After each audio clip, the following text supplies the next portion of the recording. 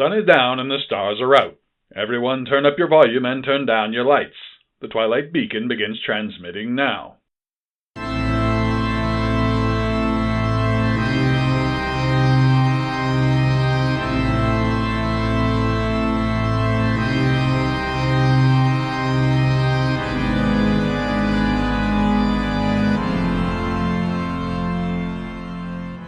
Jedediah D. Blackwell here, coming to you from the Twilight Beacon, transmitting from the heart of Appalachian America.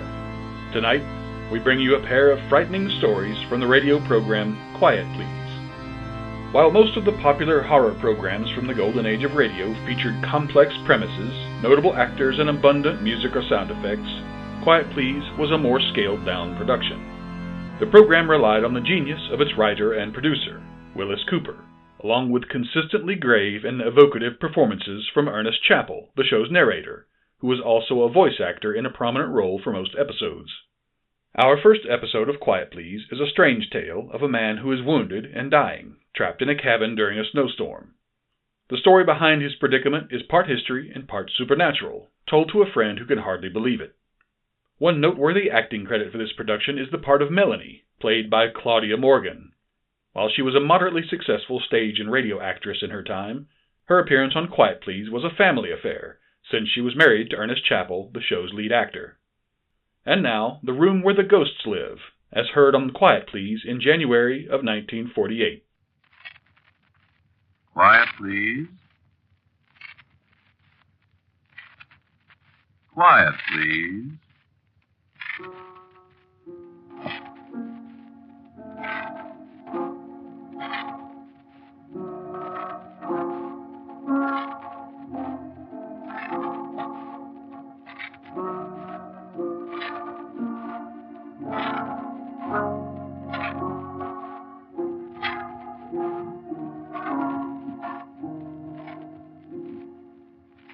The Mutual Broadcasting System presents Quiet Please, which is written and directed by Willis Cooper and which features Ernest Chappell.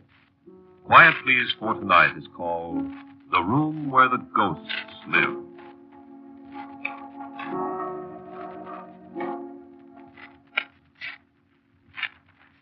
No, I won't let you take me out of the house. No, I'm going to stay right here. I'm sorry, Doctor. But, Lawrence, we've got to get you to a hospital. Now, stop being a fool. I won't. I'm going to die anyway, and I don't want to die in an ambulance somewhere out on an icy road between here and town. I'm sorry, that's final. I can't do anything for you here, Lawrence. Maybe I don't want you to do anything for me, Doctor.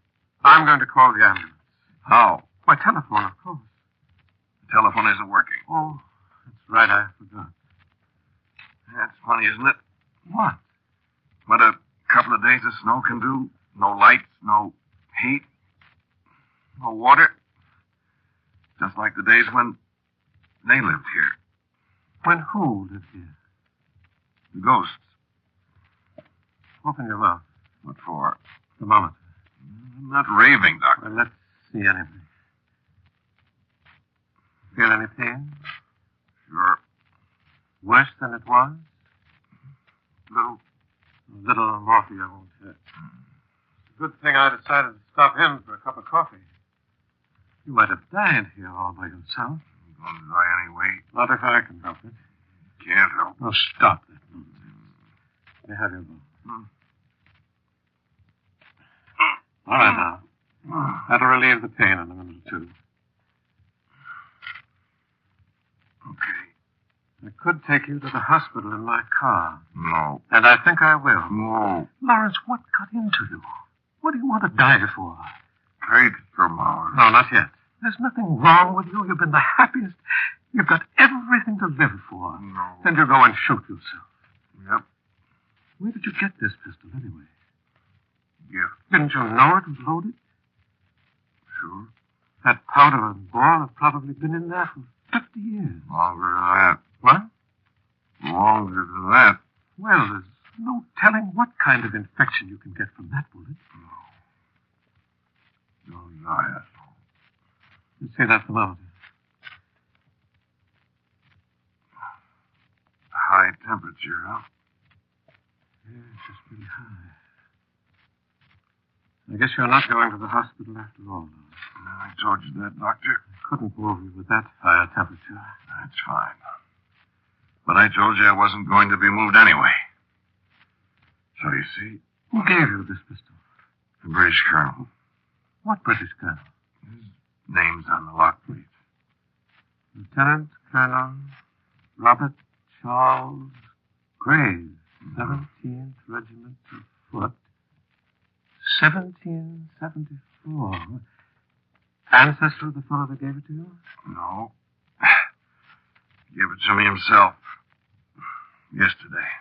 Lawrence, how could he? He's one of the ghosts. I see. No, you don't. I'm not delirious, Doctor. He really is. No, just relax, Lawrence. Of course. I'm going to die anyway. Isn't that so? I'm afraid it is. Good. Lawrence, What? why did you do it? Well, I'm not sure whether I did it on purpose or not. I wanted to, but maybe it was an accident. Or maybe what? Maybe one of the ghosts. No, I don't think so. I guess it was an accident. I'm glad, though. But why? Well, on account of Melanie. Melanie? Melanie who? Who's Melanie? Melanie is a girl who lived here 170 years ago. What? And who still lives here.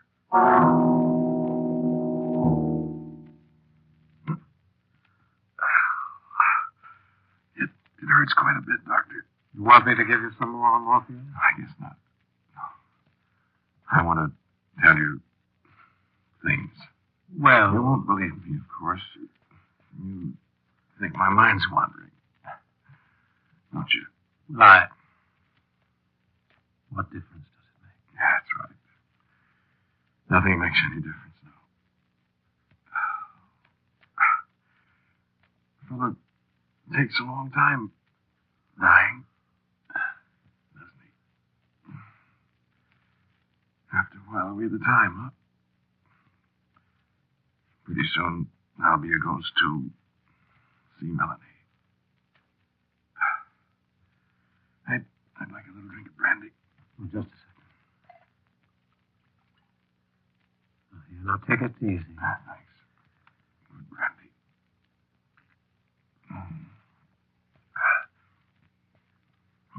Wish I could take some along. It's good. I wish I could do something for you, Lawrence. Nothing sewed in, aren't we? Sure. I mustn't leave. I couldn't come back, you know. I have to stay here. I don't understand that. I have to stay here, I said. My house.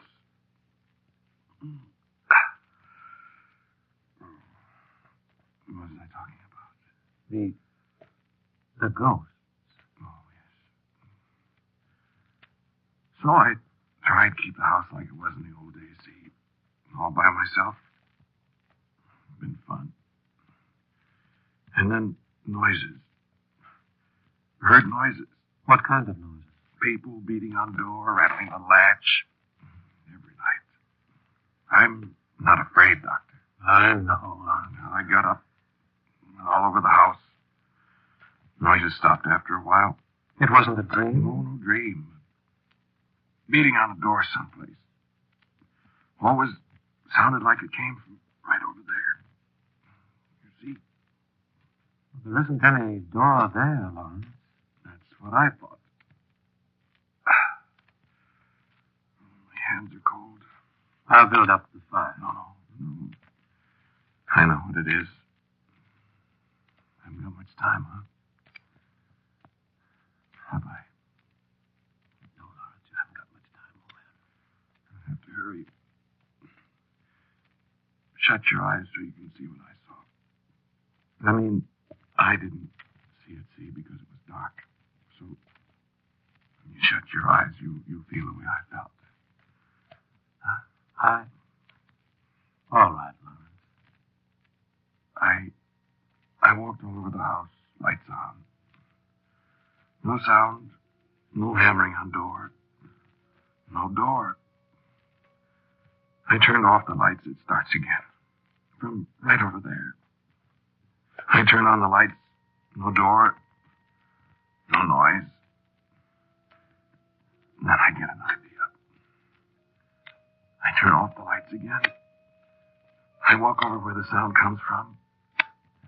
And there is a door. And I think I hear a woman crying.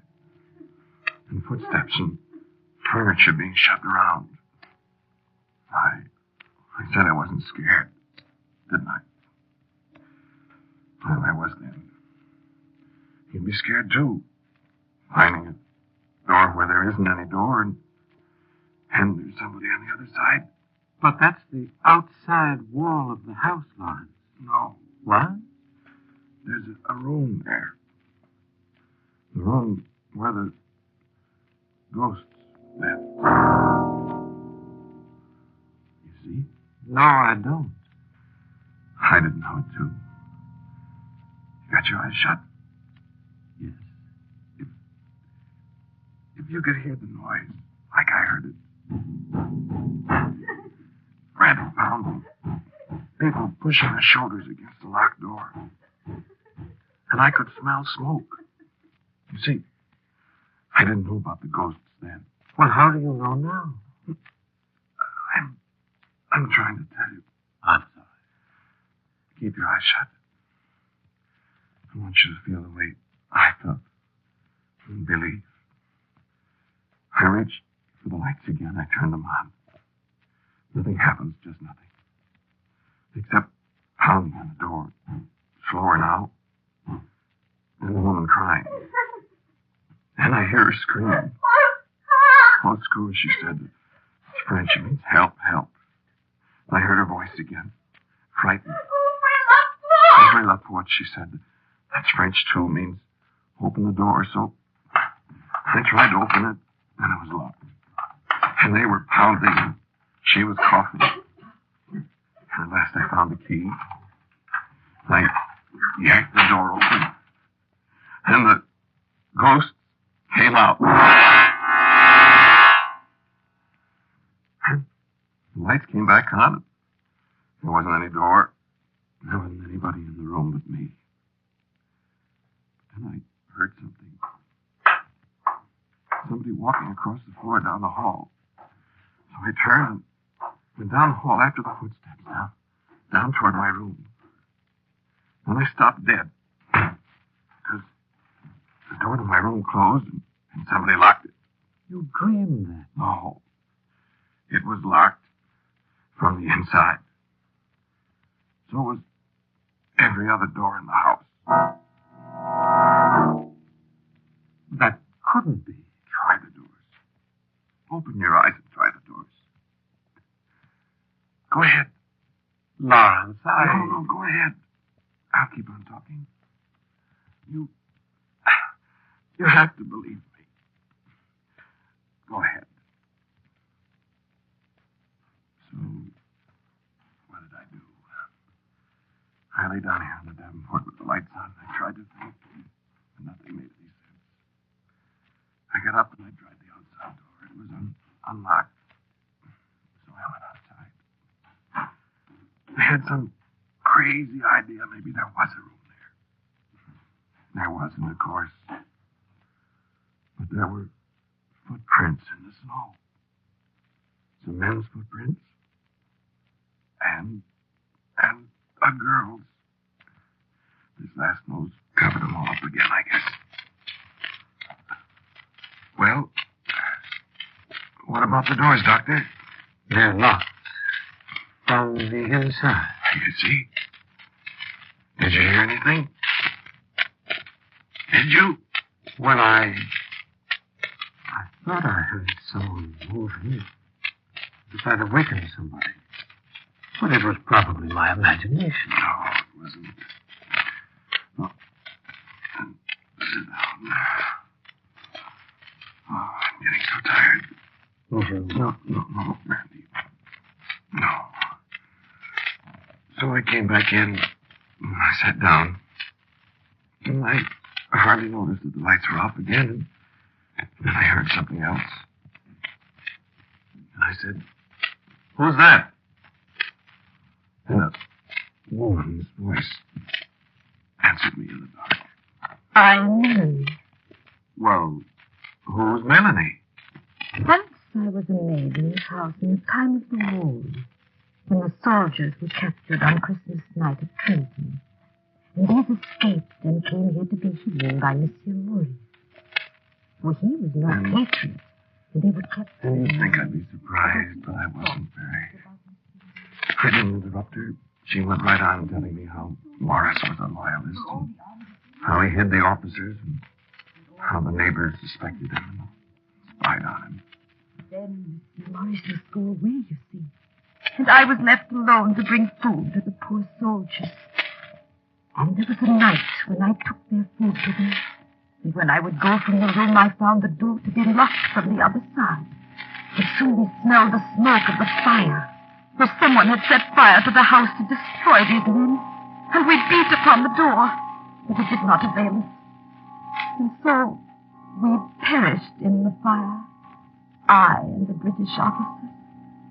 And there was none to know our fate. And for our sins, we are bound forever to this house. Although I have not sinned so very greatly. And I would thank you for releasing us from that room. For so many times we have cried out, yet no one would open the door. And I opened the door, but now all my doors are locked against me. Yes. They say it is their house now, and no man can open the doors again. I think we'll see about that. They say we must go away. Well, I'm not going away. I should be sorry when you go away. You would? You have released us. I am grateful. Thanks. I think they'd be grateful, too. They are soldiers, monsieur, and they have not forgotten the manner of their death. This is their revenge, that no man shall live in this house. Well, that's fine. I'm to be chased out of my house by a bunch of ghosts. It is so, monsieur. How do you feel about it? I could wish you could always be here, monsieur. So? Yes, monsieur. But it cannot be. Unless... Unless what? It cannot be. If I turned on the lights, could I see you? No, monsieur. The eyes of the living cannot see us. What did you look like? I did have blue eyes, monsieur. And my hair was black. And I was not very tall. And my feet were very small. And your clothes? Once I had a gown of taffeta. And it was blue, like my eyes, I remember. And there was a cap of lace for my grandmother in Brittany. And I was struck with a sudden impulse to see this girl with the black hair and the taffeta dress that matched her eyes. And I jumped up and snapped the lights on. And the room was empty. And so I knew I'd been dreaming. Oh, cool. But I wasn't dreaming, my friend. She came to me the next night. And the next. Oh, it's so cold. Am I dying now? Is this what it feels like? Here, take a little sip of this. Oh.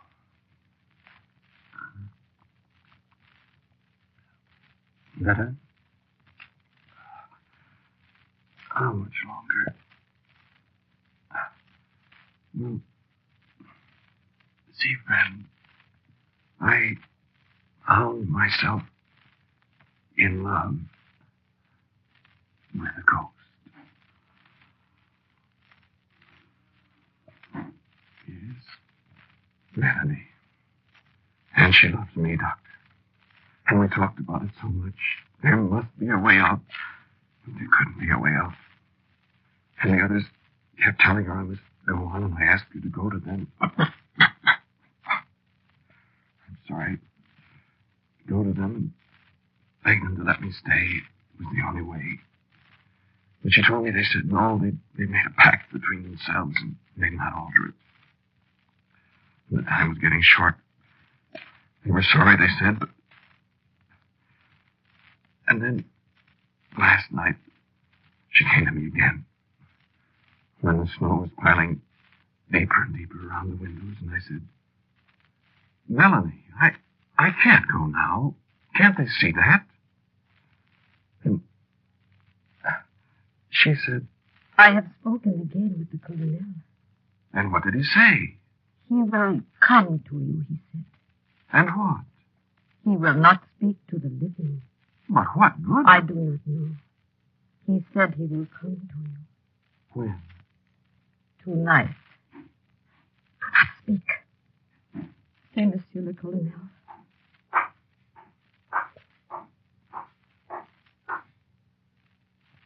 I have the honor to present Monsieur the Lieutenant Colonel Robert Charles Graves of His Majesty's 17th Regiment of Foot.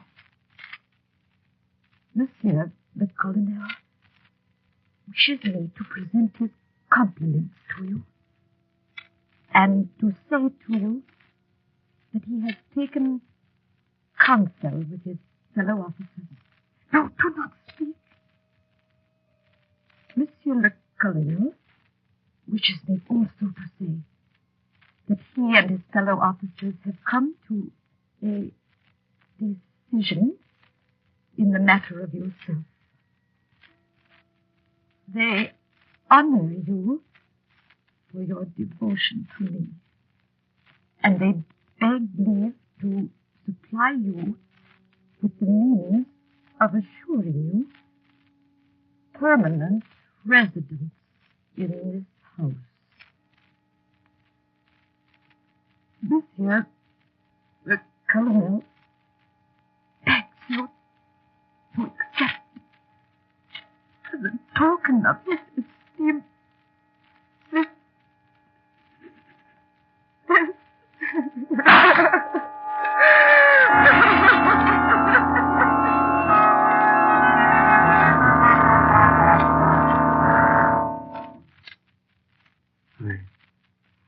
They turned on the lights.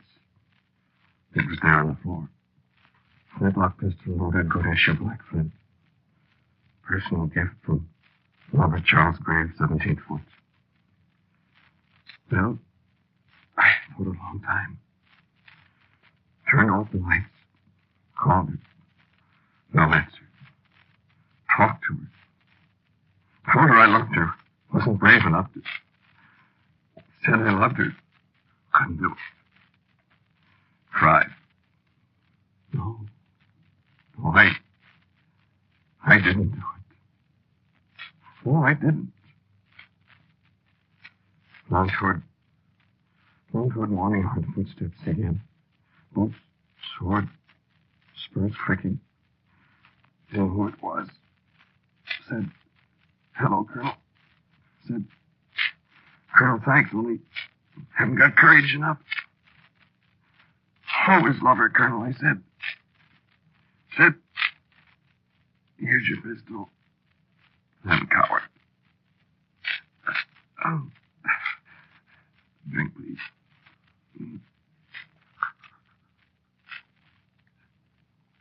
And then I wake up here. Daylight. See? If Colonel Graves could enough fellow show me way out. Could enough fellow pull trigger for me. Hello. Melanie, in your blue taffety dress. And your blue eyes. Yeah. Black.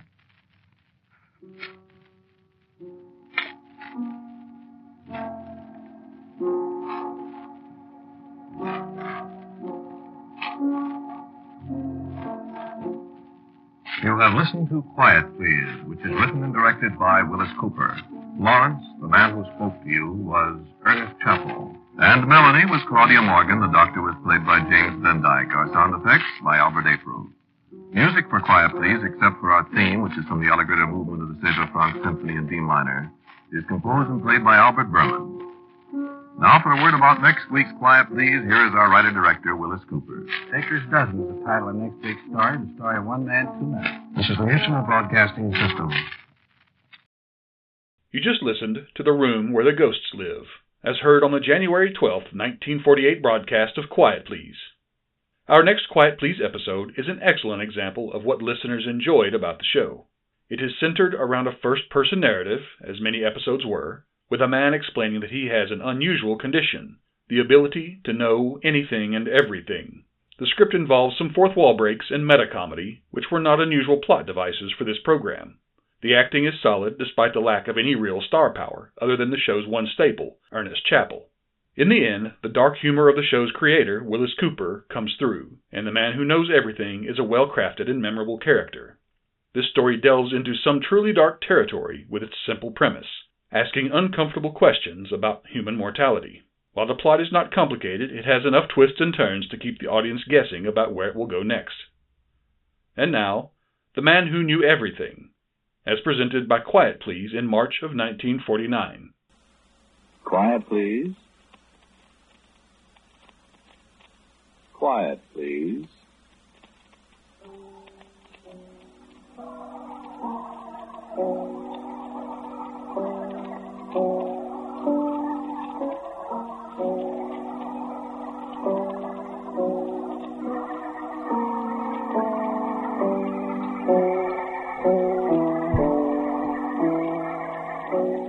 The American Broadcasting Company presents Quiet, Please, which is written and directed by Willis Cooper, and which features Ernest Chappell. Quiet, Please for today is called The Man Who Knew Everything.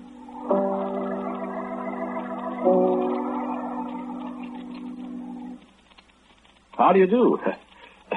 That's just a matter of speaking, isn't it, when I know perfectly well how you do. I know you're all right, except for the weather and all that. I should have said, how do you... No, I mean, good day. Yeah, that's better. Excuse me just a moment. I know who that is. Hello? Yes. Yes, I know. Why, the name of the mystery tune is Interlude Dramatique by Piero Coppola, who was formerly conductor of the Paris Conservatoire Orchestra. Thank you, I know. A brand new automobile. 2 refrigerators. Yes. Yes. Yes. Yes, I know. Yes, thank you, but you forgot a dozen pair of chromium-plated stilts. Yes, thank you. No, I'm not very excited, thank you. I knew I was going to win the jackpot. Yes. And send everything to my home. That's always the way it is. They're so surprised when I know the answers. I can't really help it, you see. I know everything. It's a little awkward at times, knowing everything. And sometimes I find it difficult to explain. You see, I never know anything until I think about it. My goodness, some of the things I think about. I'll be sitting here, for instance, just idling away the time, and all of a sudden I'll think, what is the square root of 777? It's 27.6747 plus. Ornamental, but hardly useful. Mr. Willis Cooper's telephone number in Chicago in 1922 was Buckingham 1570. It's interesting. Mrs. Dorothy Neely of Woodland Hills, California, has a dog named Kilty, a Scottish Terrier. Ernest Chappell went to North High School in Syracuse. Joseph Silverman of New York City speaks Chinese. I don't know who that is. Hello. Yes, I know it's the Weather Bureau. Tomorrow will be fair and colder, moderate to fresh northerly winds. You're welcome. You see? I'm continually bothered by people who want to know things. What is a tonka bean? What was President Rutherford B. Hayes' middle name? Where did I lose my diamond bracelet? What does Patsibo Bolshoi mean? The answers, respectively, are a South American product used for flavoring cigarette tobacco, birchyard, in the laundry hamper in your bathroom under your green unmentionables. And thank you very much in Russian. Quite welcome, I'm sure. I said it's a little awkward at times. I mean by that it's, shall I say, unpleasant. I shall say unpleasant. When I get to thinking about myself, I know all about me. Natch, as Mr. Murray Bolin at Pacific Palisades, California, often says, I am aware that my spleen is 2 centimeters too high, that I have a tendency to hypertension, and that I shall probably perish of an aortal aneurysm. However, don't let those ailments of mine bother you. I shall not tell you about them in any more detail. It was of yourself I wish to speak. And I hope you will bear with me. As a matter of fact, I know you will bear with me. Excuse me, there is a gentleman at the door with a very interesting question. Come in. How do you do, Mr. Perry Bimforth of Puyallup, Washington? You will sit down. My name is Clovis Feitelbaum. Your name is Perry Bimforth. You were formerly in the bicycle repair business in Puyallup. You were convicted of battery in 1934, but released on a technicality. In 1947, you broke your right ankle, and last October you went through bankruptcy with liabilities of $83,000 and assets Never mind. I've heard about you. Obviously. But I came here To secure the combination of the vault at the Cordwainers National Bank on 13th Street. Exactly. The combination is... You better write it down. 11 left, right 2, left 16, right 24, left 6, right 5, and open. Have you got it? Thank you very much.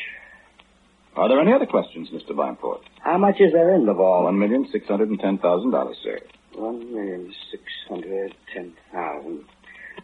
Well, thanks very much. Any other questions? No, I think not. Very well. Good day, sir. Good day.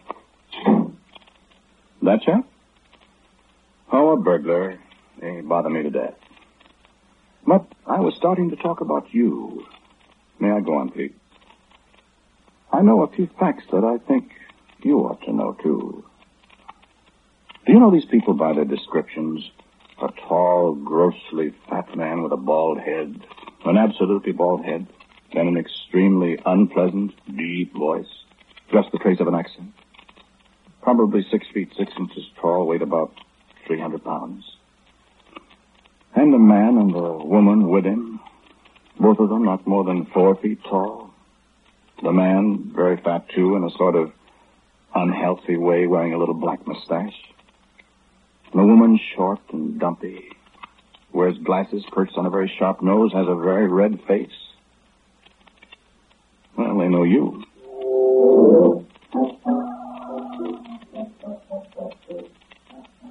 They were talking about you in a certain restaurant Wednesday night. Wednesday night. Does that give you any ideas? Well, think. Please think. Let me describe them a little more. The tall, gross, cruel-looking man wore a tan gabardine suit with a white shirt and a knitted red and black tie. He was eating a breaded veal cutlet, I think. It was rather unpleasant watching him. The smaller man wore a blue serge suit, rather shiny, blue shirt and a bow tie. He was drinking beer, Pilsner Urquell. Although he mispronounced it, he called it Urquell. The woman has a very red face. It looked as if she'd rouged it all over.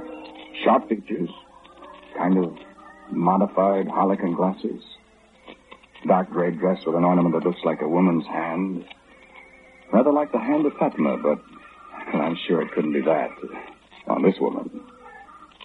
A dark blue hat with a Capitalli feather on it. You know her? Well, she knows you. I wish you'd search your memory. That really is quite important. You must excuse me a moment. Miss Tragasant is coming in with the mail. Come in, Miss Tragasant. Good morning, Mr. Afternoon. Good morning, Miss Tragasant.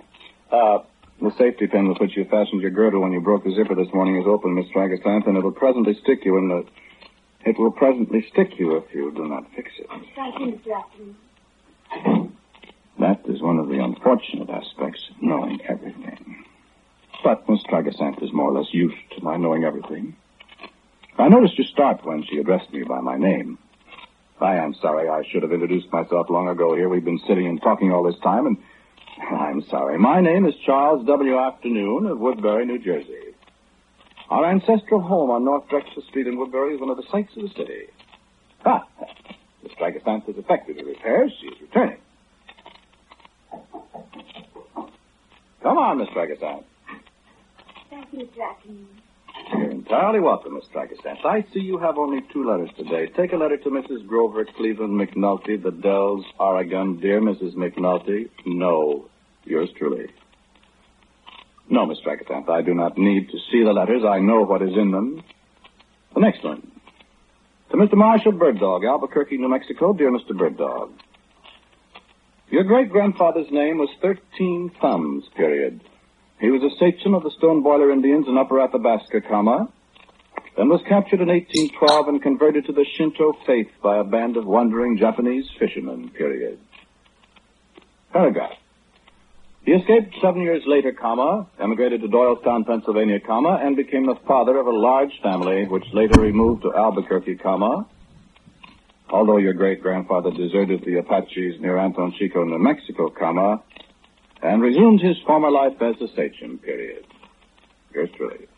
There was another letter, Mr. Acton, but I lost it. Never mind, Miss Tragasanth. It was from my Uncle Fred asking for money. Send him a check for $60 and give my best regards to him and Aunt Hilda. You have a cold, Miss Tragasanth. I hope I'll get over it. You will. It must be wonderful to know everything, Mr. Acton. People either get over a cold or they eventually die from it. I know that you are not going to die from a cold, ergo you will get over this one and all the others you may have, which, in your case, is 14 more before you die. What am I going to die of, Mr. Afternoon? Never mind. Please, Mr. Afternoon. I don't know. Yes, you do, Mr. Afternoon. No, I don't. Oh, Mr. Afternoon. I shan't tell you. Will I be murdered? No. Will it be an accident? No. Will I be hanged? No. Please go away, Miss Tragasanth. Oh, you're a mean, Mr. Afternoon. Where will I die? Will you tell me that? Why should I? Well, then, I wouldn't ever go there, see? Please go away, Miss Tragasanth. There's somebody at the door. Well, I think you... A meanie. Answer the door. I don't hear the doorbell. It will ring. There. Oh. Can I go out and get a sandwich then, Mr. Afternoon? You will, whether I give you permission or not. Oh. Miss Tragasanth is going to die of overeating at the age of 81. That man at the door now. That's a policeman. It's Officer Shapiro, an old friend of mine. He's come to tell me that he has arrested the gentleman from Puyallup, Washington, Mr. Bimeforth, you remember? The man who wanted the combination of the bank vault? You thought I was being an accessory to a crime, didn't you?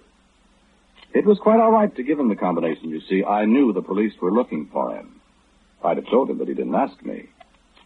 You see, I do know everything, but generally I don't tell unless I'm asked. But in your case, these people I was telling you about, yes, I know you don't know them, but I do know you've seen them, separately perhaps. A tall, fat man with a cruel mouth and the eyes that always seem to be looking over your shoulder and yet never miss a movement. And a greasy little man with a black mustache and a heavy thing in his left-hand coat pocket. He's left-handed, you know. And a sharp-faced woman with the glasses, with the mercurochrome stains on her right thumb, and a brand-new Corette handbag that has nothing in it but an ice pick. You wouldn't kid me, would you? You can't kid me. What are you fidgeting about? You see? Remember this morning when you felt as if there was someone watching you? Then tell me something. Did your coffee taste funny this morning? You see? Maybe you do know them, after all. No, Miss Tragathant, I don't want you to fetch me a sandwich. She's going out to have a peanut butter and chutney sandwich. She usually has a cream cheese and spam on Russian rye, but she's changed her mind today. By the way, wasn't that door to your bedroom open? You didn't close it. No, I wouldn't go look yet, if I were you. Matter of fact, I wouldn't like to be you. No, I don't know exactly what is going to happen, but I'll know when it does happen. I find it rather difficult to predict happenings, except, of course, perfectly obvious things like my secretary dying of overeating at the age of 81, and my own demise of an aortal aneurysm, but I'm not sure when that will occur. And your own case. I know that something rather dreadful will occur to you, and I naturally want to warn you about it so that it won't come as a complete surprise to you. There's nothing I can do about it except warn you. Incidentally, the windows in that room could stand a washing. No, don't look. You might see something you don't want to see. Listen to me. This tall, gross man I told you about, he limps slightly in his left leg. A knife cut. He's unhealthy, too, has ulcers.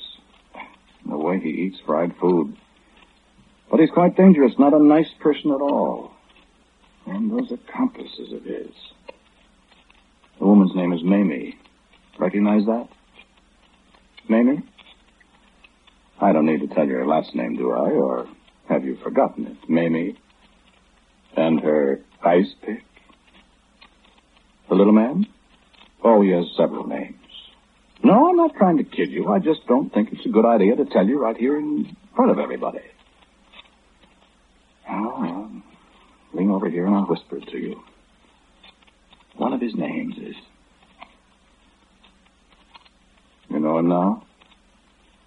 He didn't have the mustache maybe then, but you'll recognize him by it now. A little mustache, kind of like Hitler's. You wouldn't forget Hitler's mustache, would you? Always carries a book. He had it on the table beside his plate Wednesday night, and the cover got all stained with beer. He's a little sloppy, isn't he? That's Judge Rodney Erickson. He's trying Clapper Claudette. You know, the gangster they're accusing of putting his enemies in the deep freeze up in Connecticut? Hello, Judge Erickson. No, Clapper Claudette is innocent, Judge. It was his lawyer that did it, Ollie Tharp. Hang him, Judge. Issue a bench warrant and he'll confess. Clapper Claudette really was in jail in Michigan when it happened. Ollie Tharp did it. You're welcome, Judge. Always ready to help out justice. Yes, Miss Tragathant? There's a man to see you. I know it. Oh, darn. Can I ever tell you anything you don't know? Of course not. This is a tall, fat man. With a heavy face and eyes that don't match, and he's wearing a brown gabardine suit. And he says he saw you in a restaurant. Wednesday night. You would show him in, Miss Tragathant. Come in, sir. How do you... hello, Mr. Ducroft. I want you to know something, Mr. Afternoon. I already know it. My right name is not... Your name is not Amadeus Wolfgang Ducroft, but that is the name you are using at present. It is so. I have... A message for me. I will tell you the message. Of course. You are in communication with a certain party. I am? I want to warn you... Get away from that keyhole, Miss Tragathant. You want to warn me that I must not communicate further with this certain person. Party. I'm sorry. Then I'm afraid that I shall have to take steps. You mean kill me? That is what I mean, Mr. Atkill. You will not kill me. Oh, yes, I will. Sir, I beg to differ with you. You will attempt to kill me, but your gun, which you are carrying in your hand with your broad-brimmed Texas-style hat, will misfire. And Miss Tragathant will call the police, but you'll escape before they arrive. You think so? I know so. No. But yes, Mr. Let's see if the gun will misfire, then. Now, you see? Please for coming, Mr. Afternoon. They'll be here. You'd better run, Mr. Ducroft. Well, for heaven's sake. For a fat man, he certainly can move fast. Yes, indeed. Too fast, I'm afraid. The police are arriving, Miss Tragathant. Kindly tell them they won't be needed. Yes, sir. Did you recognize his voice?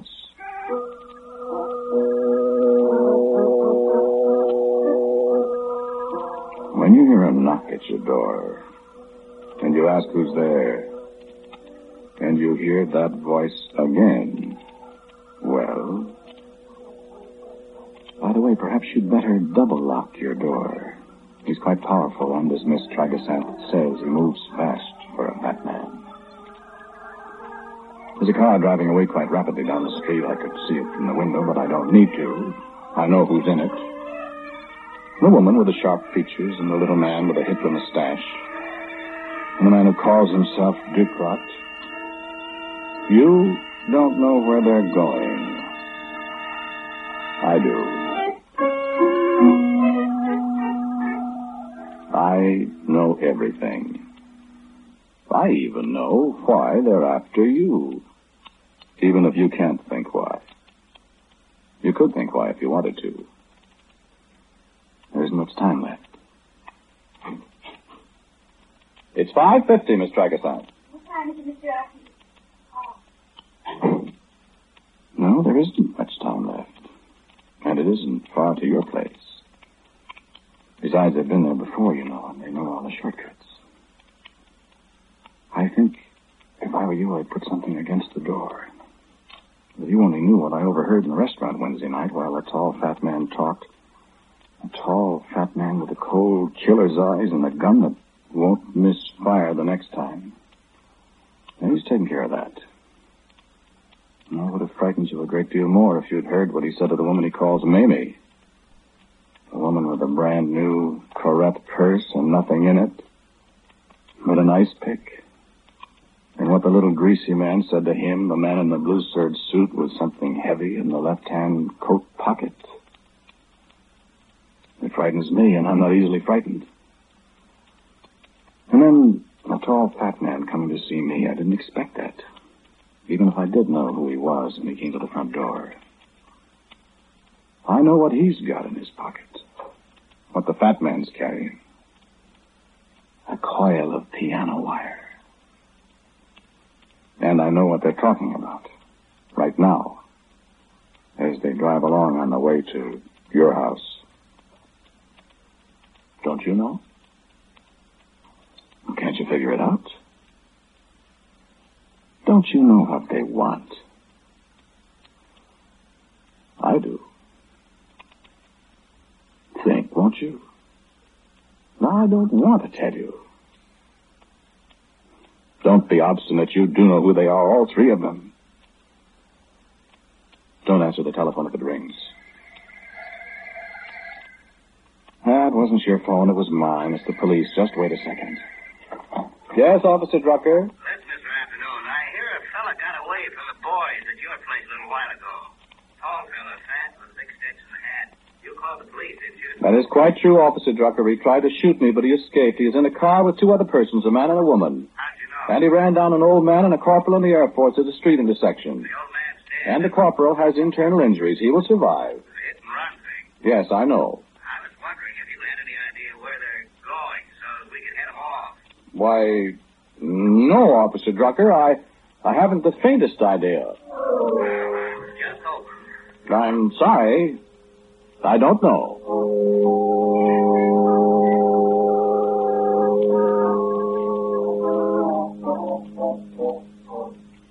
I had to do that. Now, you don't want the police in on this, do you? No, of course you don't. Listen. Is that someone at your door? No, it's the people next door. They're listening, too. I think they're getting ready to go out. They don't want to get involved in this. I'm sure I don't blame them, not after what I heard Wednesday night. No, it's too late for you to go out. You wouldn't have a chance, you know that. Time's getting short. If I were there with you, I might be able to help. Why do I say that? I know I could help you. But I'm not there, unfortunately. And please don't call the police. Stay away from the telephone. You feel sick, don't you? I told you about the coffee.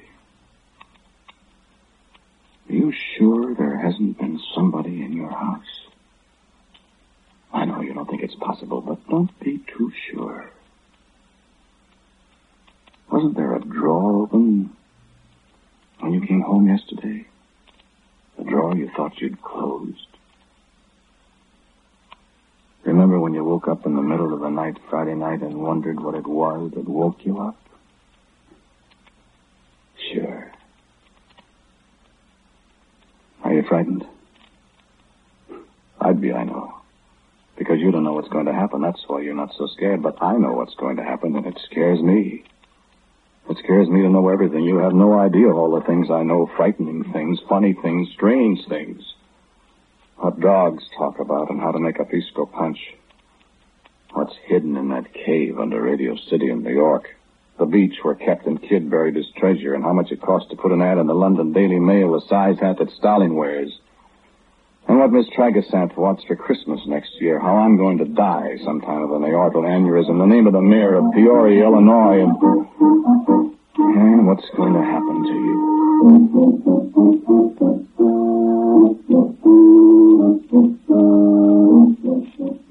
A tall, fat man.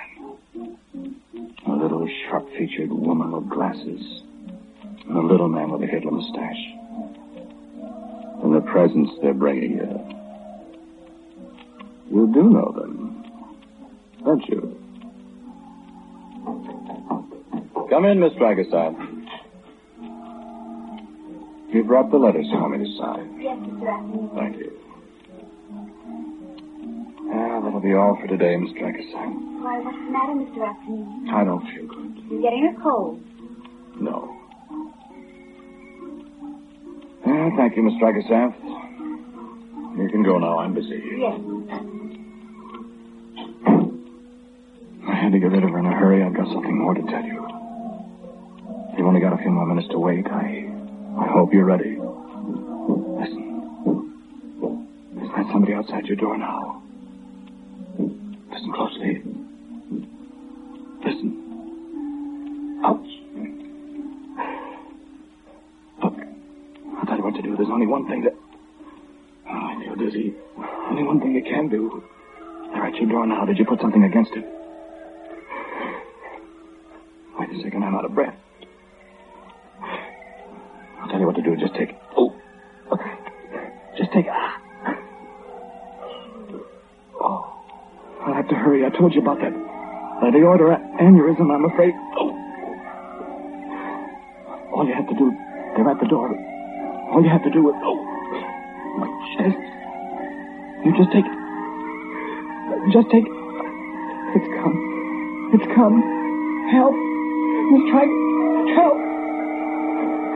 Oh, I was just going home, Mr. Atkinson. I'm trying to stop. Oh. What can I do? What should I... Too late. Can I get some water? No. All you have to do, they're at the door. They're coming in. Just take it. Oh. I'm sorry. We gotta take... Oh. Too late. The door.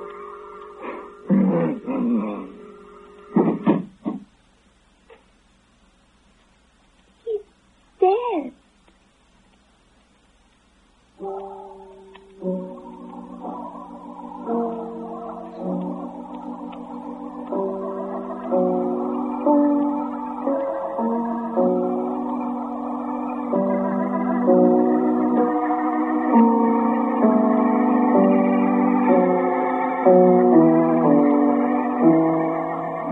The title of today's Quiet Please story is The Man Who Knew Everything. It was written and directed by Willis Cooper. And the man who spoke to you was Ernest Chappell. And others in the cast were James Goss, Arthur Cole, and Gene McBride. Music for Quiet Please is by Albert Berman. Now for a word about next week, here's our writer-director, Willis Cooper. Thank you for listening to Quiet Please. Next week, for all my Irish friends, I have a story for it called Dark Rosalie. And so, until next week at the same time, I am quietly yours, Ernest Chappell. And now, a listening reminder. In just a little while, you'll want to hear the predictions of things to come that will come your way from Drew Pearson. This is ABC, the American Broadcasting Company. That will wrap up this episode of the Twilight Beacon, featuring stories from Quiet Please. You heard The Room Where the Ghosts Live, from January 12, 1948, and The Man Who Knew Everything from March 6, 1949. The Twilight Beacon will bring you more vintage radio with frightening and strange tales each Monday, Wednesday, and Friday for the rest of October. Until then, this is Jedediah D. Blackwell saying good night, everyone, and good luck getting to sleep.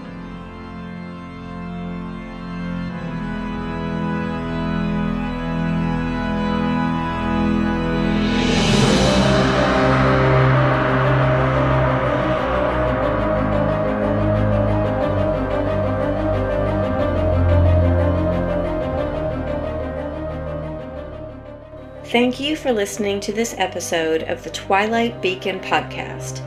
New episodes are released on thetwilightbeacon.com during the month of October and can be found on your favorite podcast apps and streaming services.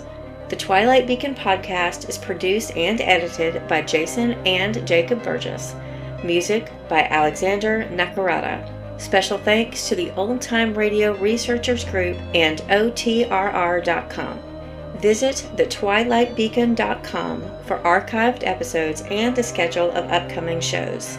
You can follow the Twilight Beacon on Facebook, Instagram, and Twitter for the latest program updates.